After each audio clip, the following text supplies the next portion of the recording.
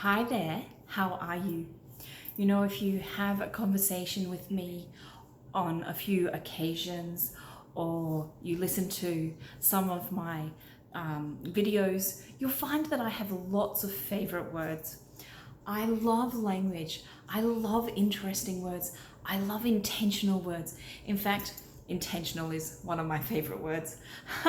I might say I have 5 favorite words. I have 10 favorite words. Actually, the list is growing.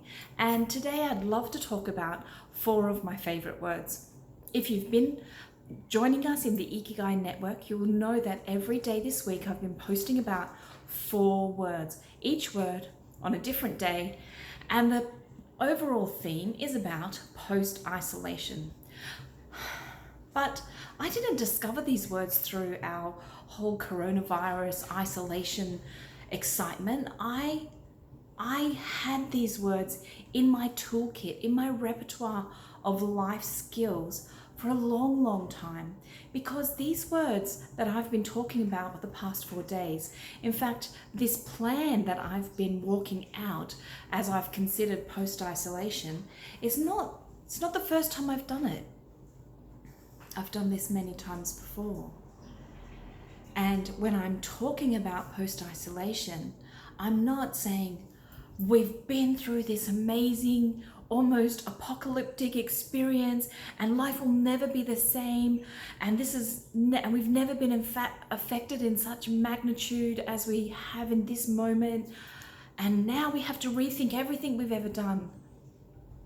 I'm not saying that simply because we've had a worldwide virus. I believe this happens to us, many people, in our lifetimes more than once. I know that when my husband had cancer, this was the same mind-altering, extreme experiences as I've had through adjusting to my world being affected by coronavirus. I know that when my husband died, that probably had more impact on me than what the last 3 months of this year has had an impact on me. I've spoken to couples and families through divorce and separation. I've spoken to families who've lost businesses. I've spoken to people who have become overwhelmed with life because they never were intentional with their life, but they just drifted along. And maybe you can relate to any of those examples that I've just spoken about. What I'm saying is it doesn't have to be this amazing worldwide virus for us to be affected dramatically, for us to experience trauma or to revisit our lives and wonder what we should do to best go forward in the future.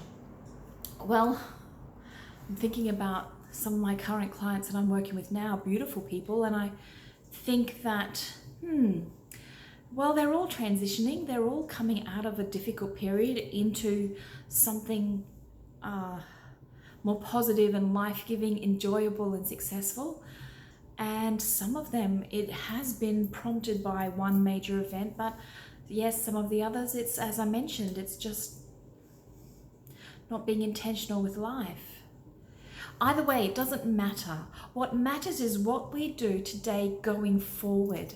So the 4 words that I've been talking about are evaluate, dream, plan, and celebrate.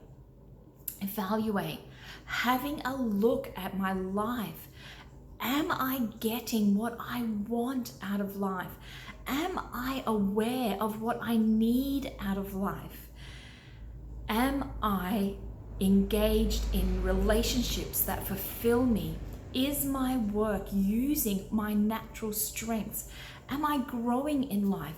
Do I feel satisfied? Do I wake up every morning and delight to get out of bed? All of these questions are evaluation questions. I ask them sometimes daily, sometimes once a week, sometimes once a month.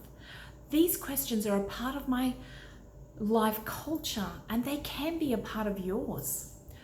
Dream. There it is, just kicking back and dreaming about what I would love to do. Someone asked me recently, where would you like to be with your business in 2 years' time? I think they said 2 years' time. And do you know that I hadn't really thought about it as far as I knew the business logistics, but how that affected me personally, I hadn't really thought about. So when I was asked the question, I took the time to think about it. And I gave myself maybe 2 or 3 minutes to think. I took a deep breath and I just allowed things to come out.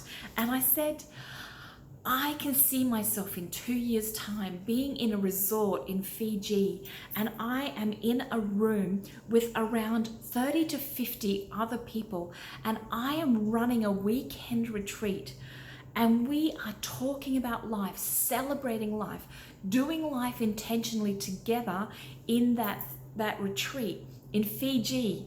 And when I'm finished sharing in that meeting room in Fiji, I'm lying on the beach.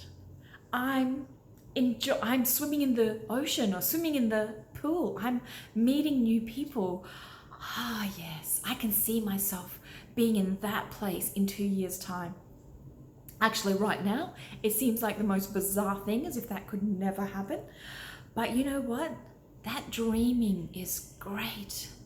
It's so healthy for my mind. Stops my mind worrying about the day-to-day things of life. It allows me to look beyond the burdens of today. It also allows me to identify the things that don't serve me, the things that are taking away from the quality of my life, that are robbing me of the joy of my life and possibly robbing me of future achievements.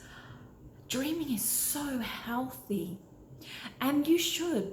I encourage you, develop friendships that allow you to have dreaming conversations. It's perfectly fine to be totally unrealistic. It's a dream. But if you have great attunement, you will listen to yourself, you will hear yourself dream, like I did when I made that comment about Fiji, and you might think, it's worth it. I want to work towards that. You know, one of the things that I'm doing to work towards that is that my passport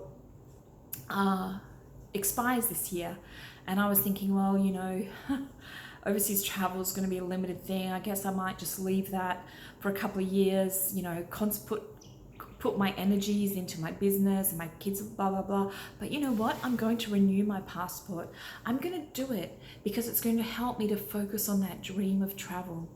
I did it a long time ago, lots and lots of travel. I'm going to do it again, and I'm not going to let that dream die. Out of my dreams comes a plan. I plan what I want. I'm in charge of my life. I had a mum here just a minute ago, and she was saying, my kids, I'll make the damn choice. Good job, woman. I'm cheering you on. It's your kids. You make the plan. You make the plan. You make the decision. You step out.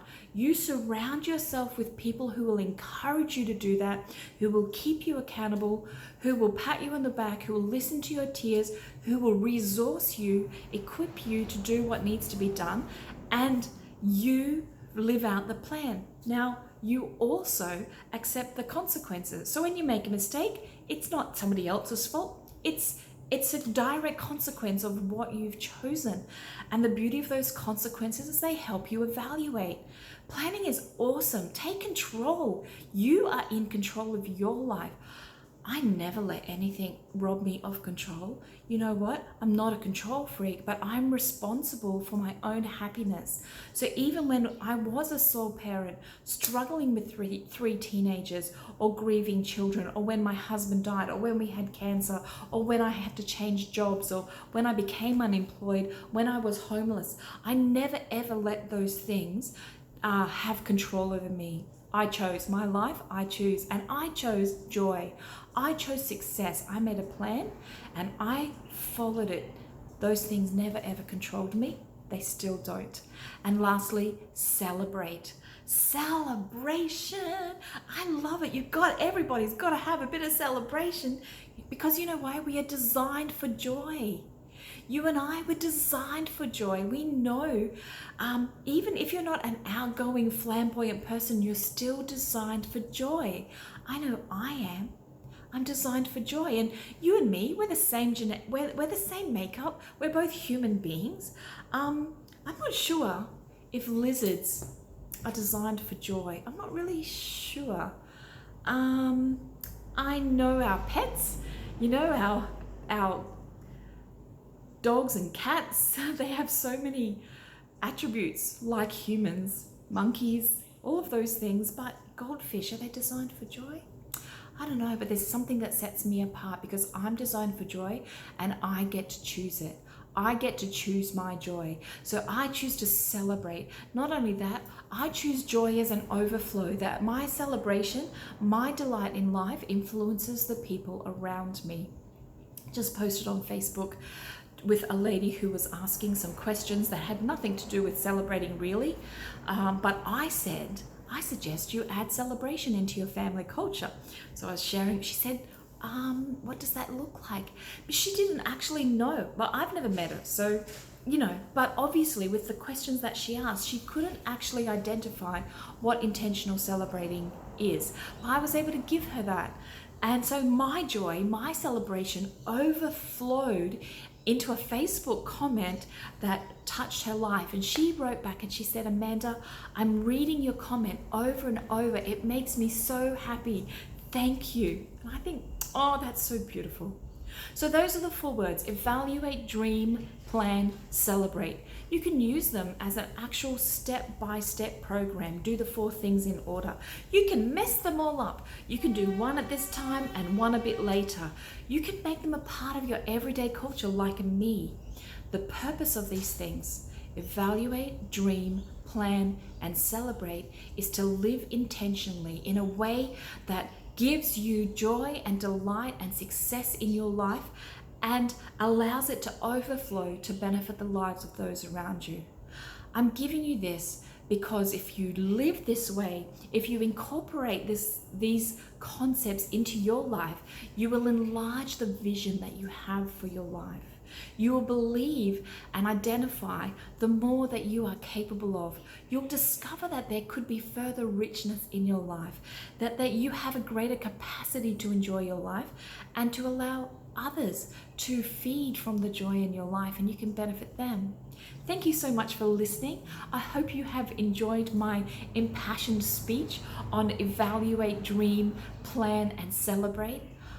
I hope that you enlarge your vision for your everyday life so that you can enjoy it and feel successful in everything that you do. I will see you in our next conversation.